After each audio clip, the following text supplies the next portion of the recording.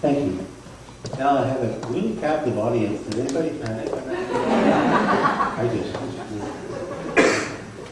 Thank you to Why There Are Words and Peg and anyone involved. And thank you, Stephanie, for inviting me. And, okay, I'm going to start. This was an unforgettable day, although it never really could happen. It's called April Fool's Day. I ought to be outlining my American Revolutionary History lecture for tonight's class at the junior college, but I spent the morning reimagining the closet, the file cabinet, the kitchen pantry, the refrigerator. I'm not making anything any sensible person would call progress. I'm exhibiting symptoms of an illness I can't name, but I think it is becoming very common. When Ted wakes from his nap, it's a relief. Ted pulls up on my t-shirt, the shirt I borrowed from my wife, and plunges his face into the left side of my chest. I warm a bottle of soy milk in the microwave. I hold him in my lap while he drinks, and we watch a program on CNN. 4 men in suits talking about the new war in Iraq. The men are having what sounds like a vigorous debate, but not about the rightness or wrongness of the president's current course of action. I hear no mention of civilian casualties. I hear enthusiastic descriptions of satellite pictures and missile launchers. I see maps and arrows closing in on targets, cities. It reminds me of the many football talk shows that filled the air at all hours only a few months before. And though I enjoy games of what if, with this I feel my neck getting hot. Ted and I meet the girls at the school bus stop. My hair is still a little bit short, my 7-year-old Lucy explains to her good friend Abby, but I don't call it short anymore. We're walking down our street to the playground, Lucy, Abby, myself, and Ted curled in the baby jogger. I feel I'm making a conscious effort to be present, to notice what's happening around me.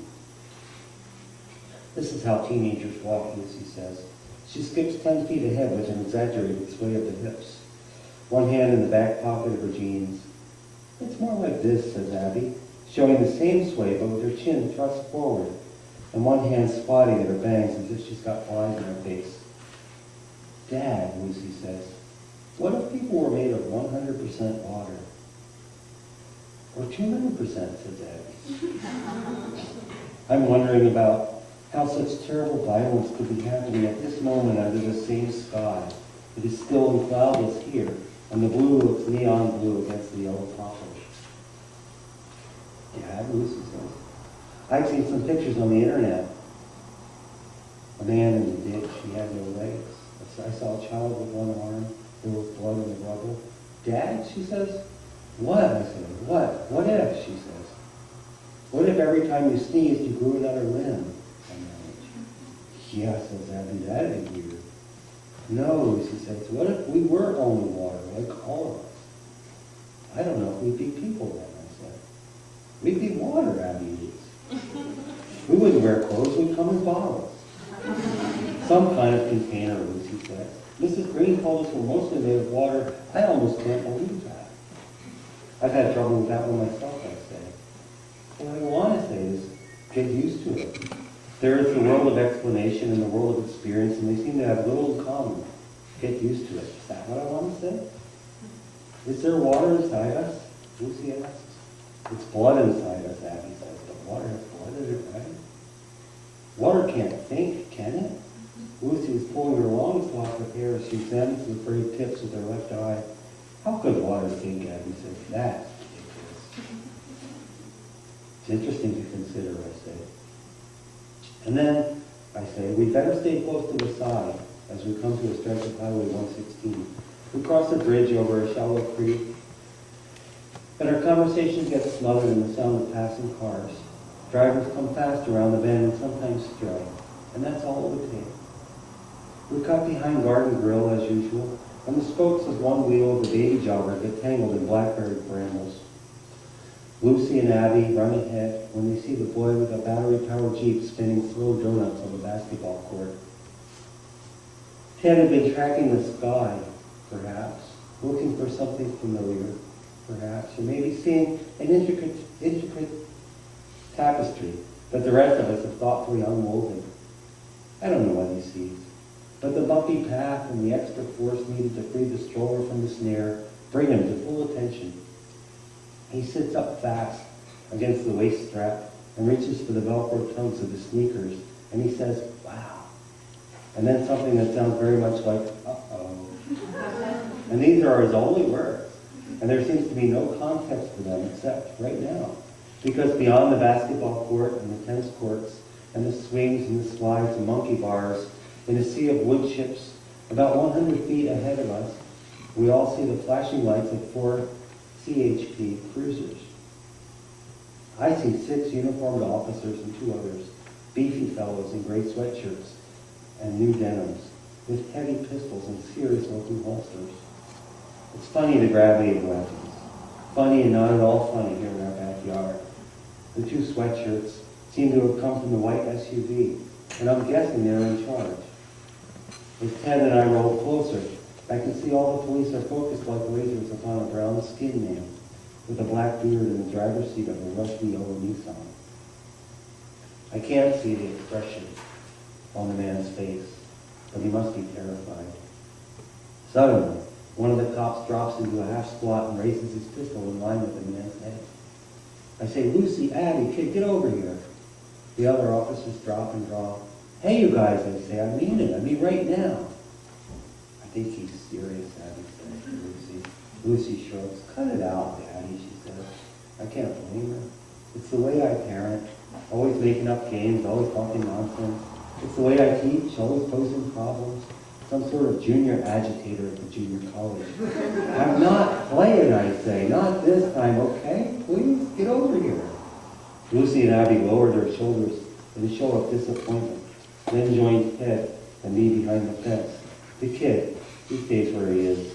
He says, it's probably a terrorist. He seems bored. What's a terrorist, Lucy says. Shh, I said. What's a terrorist, she says. There are many kinds of terrorists, I whisper. That's not a very good answer, she says. Well, it's a long discussion, I say. You might start by asking yourself, people who blow stuff up, Abby says. I have a little time to consider Abby's definition, and it's as good as any I've heard. The uniformed officers are holding their positions. One of the sweatshirts turns his back on the scene and lights a cigarette.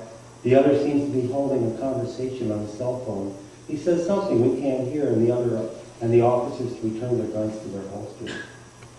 I don't get this, I say. One of the cops leans against the windshield and speaks to a brown-skinned man in the car.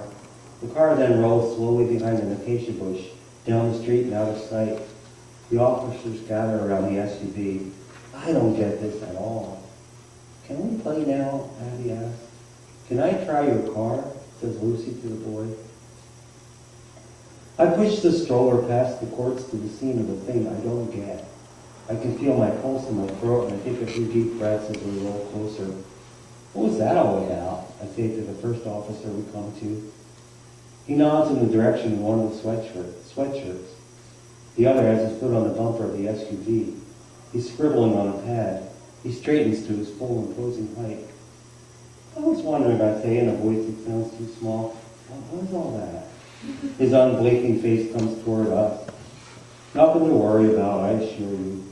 His son's smile seems hard and polished, a customer service smile, a TV smile. He must have scared the crap out of that man. Was it like a thrill? Do you live around here, he says.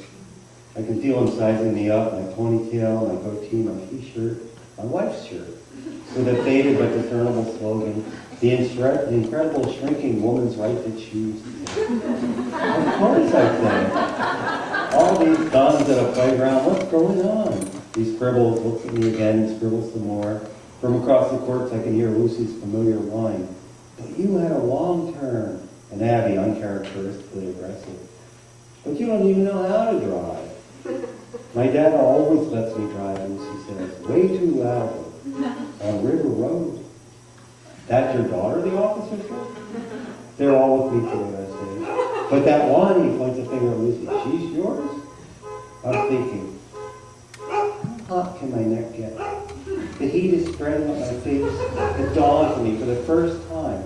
For the not for the first time, for perhaps the 11th time today, the 100th time this week.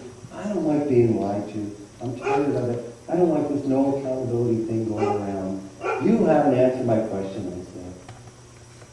This gets the attention of the other uniforms and the other gray sweatshirt. He's wearing a black baseball cap with a postage stamp-sized American flag sewn on the side. He doesn't smile. Yes, it was a drill, he said. Do you live around here? Maybe. Did the man in the car know it was a drill? What's your name? You don't need my name. It's procedure, he says. It's procedure, I say back to him. What follows is a long 10 seconds. I wonder how these men and I can live together in the same little community, can be breathing the same air. I wonder if the man in front of me has to shave twice a day. Thomas Paine, I tell him. P as in patriot, A-I-N as in nervous, E. I don't have any identification on me. It doesn't seem to matter. Well, Mr. King, we've got this situation under control. You don't need to worry. And we're rolling back to the playground, I say. Ted, we need to worry. Uh-oh, he says again. Come on, I say to Lucy and Abby, we're out of here. We just got here, they say. Right now. I don't look back, though I'm sure I got the attention of the cops again. I fix my eyes forward and say in a level tone, there's too much to do. And as I say this, I feel that there is. But I don't know what or where to start. Again, the girls answer with a dramatic lowering of the shoulders, but they follow. It's quiet, crossing back over the bridge. The creek below is nothing more than a few stagnant puddles this time of year. And if water can think, it seems to be thinking very slowly. I owe the girls an apology, or at least an explanation, but my thoughts are going off in other directions. I'm remembering what I told my students about the Bill of Rights, and how perhaps I need to amend my remarks. By the time we reach our street, the girls seem to have come out of their car. This is how cops walk, Lucy says. She holds her arms at her sides and her wrists out, half a foot from her waist, as if perhaps she has a holster and gadgets on her belt. She spreads her legs wider, and her movements are oddly stiff. Looks like a cop with a full diaper. Abby screams, that's so gross. She attempts a new variation, teenager cop with full diaper, but it doesn't last long. Because she has to hold her belly in lap. Dad, Lucy says, what do you have to do that's so important? Yeah, we were playing, says Abby. I'm sorry, I say. But you didn't answer my question, Lucy said. Do you want the short or the long answer? I don't know, Lucy said. Because I don't know if there's time for the long answer, I say. Better give us the short answer, says Abby. I say, forget the closet. What? They say, forget the refrigerator and the file cabinets and the pantry. What's he talking about, says Abby. The house is on fire, girls. Get the hoses, get your bikinis on. Abby giggles, but Lucy doesn't. Come on, Dad, she says, please. I can hear the frustration in her voice, and I see it in the squint of her eyes. It seems to take all my will to focus and give a simple, straight answer. One of so many stupid battles just to arrive at the war, just to believe it's real. I don't know the clinical name for what I've got, but I know it's contagious. I see it on TV. I hear it from my friends. It manifests as panic and preoccupation, and I want to call it end of empire early onset. I have to get organized, they say. I mean to organize. I mean to write letters and call people. I mean the house is really burning, really in a way.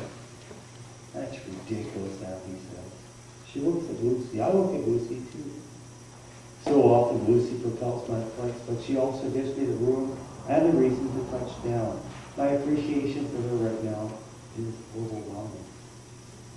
No, Lucy said. I can tell he's serious.